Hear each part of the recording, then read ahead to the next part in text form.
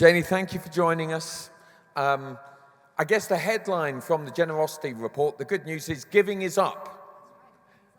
But I think also, if you keep speaking, it'll work. It's a magic. Is that working? Great. All right.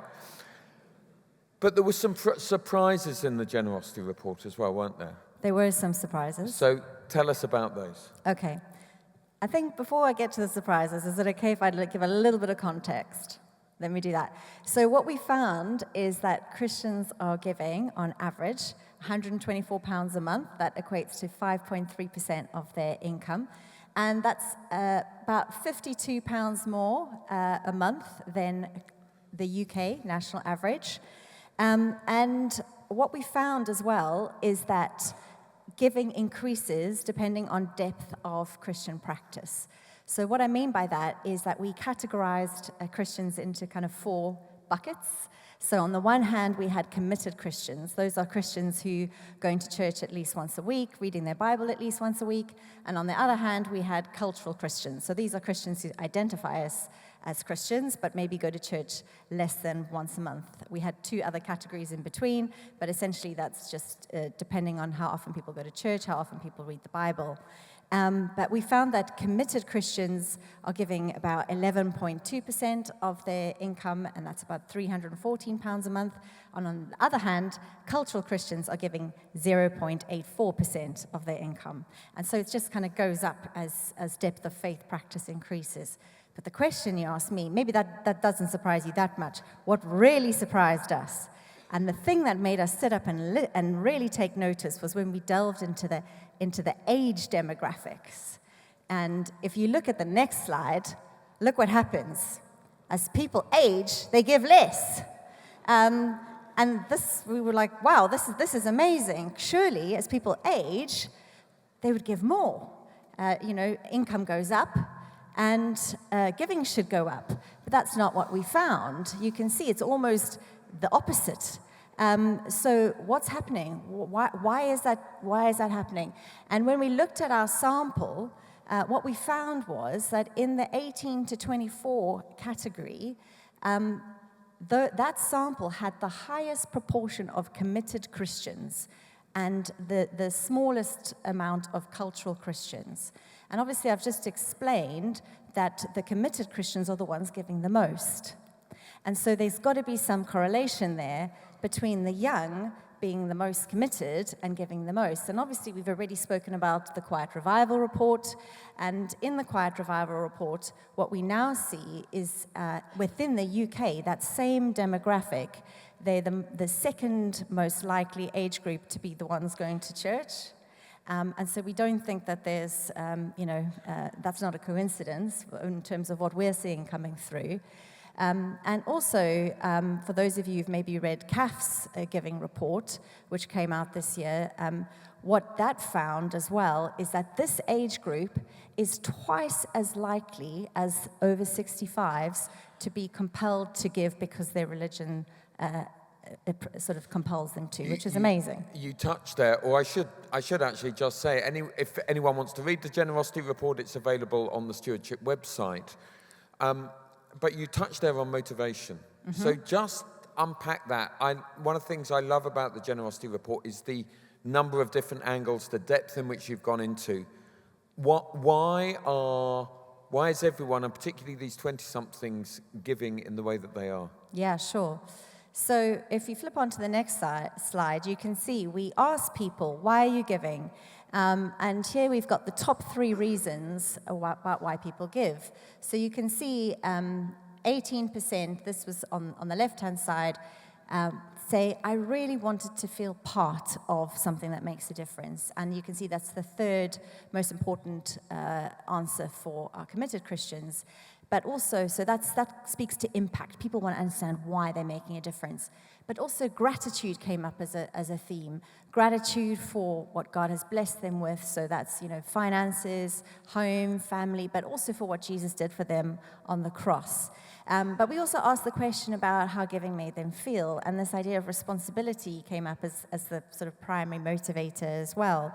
And people are invested in understanding the impact. They want to be good stewards of the resources that God's given them.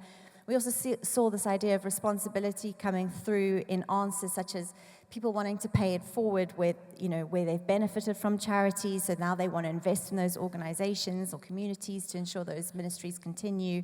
And again, this word of responsibility, the more that people's depth of faith practice increased, this answer of responsibility came through. So I think if we want to consider how we think about and encourage this attitude of cultural renewal, we need to really help people to think about taking responsibility, helping others understand the impact so they can kind of catch the fire and join in as well. Fantastic. My favorite part of your report, Janie, was actually the reminder that this isn't just a head thing.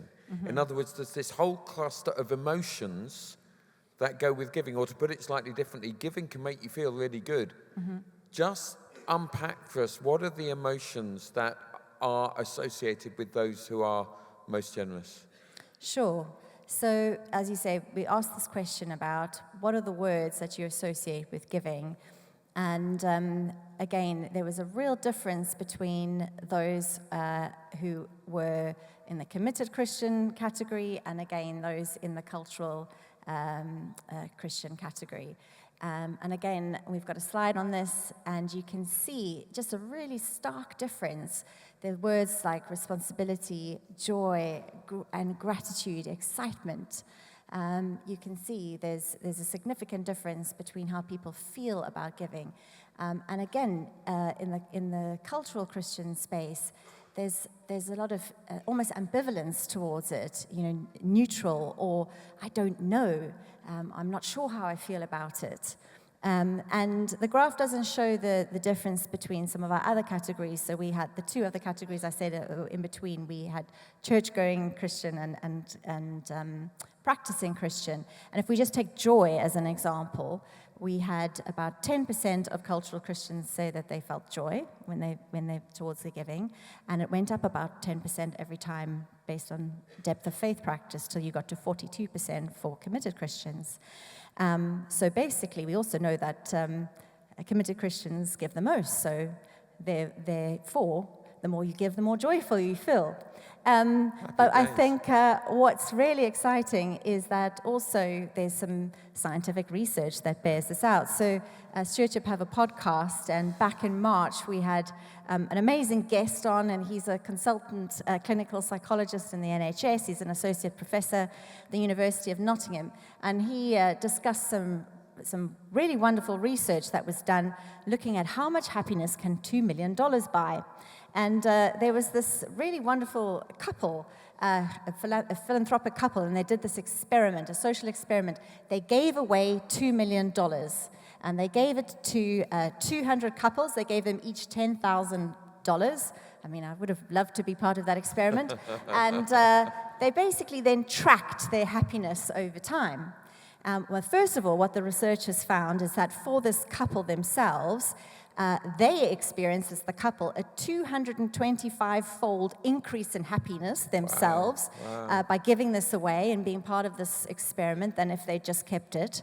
And then they tracked the happiness of the participants. And basically, the people who received it, they were in 7 different countries. On average, in these countries, the giving rates were normally 1% to 4%. But these people, they chose to give away 17% on average. And if you kind of loosened that definition of giving away, it increased to 60%. So, if you loosen the definition to things like taking a friend out for lunch or buying them a present. So on average, people gave away the majority of the money that they received. And what happened as a result of the experiment, a book's now been written. It's called Infectious Generosity, and it talks about the idea of generosity being something like a benevolent virus. So when people receive money, they just want to give it away because it makes them feel joyful. And so essentially what they found is the biggest boost to happiness, there were 3 things that boosted people's happiness. And the top 3 things were giving to charity, experiences, particularly social experiences with other people, and education and learning. And I think what's exciting is that for me, those three things don't feel like mutually exclusive things. So for example, if you wanted to volunteer with a charity that maybe you also give to, and you can learn at the same time, or you can get a huge endorphin hit from that activity. So I think what I've taken away from this is, if you want to live joyful, happy lives, generosity is the key to go about it. The data's in the generosity report, and there's scientific research to back it up. Blockbuster. Janie Oliver, thank you very much indeed. Thank you.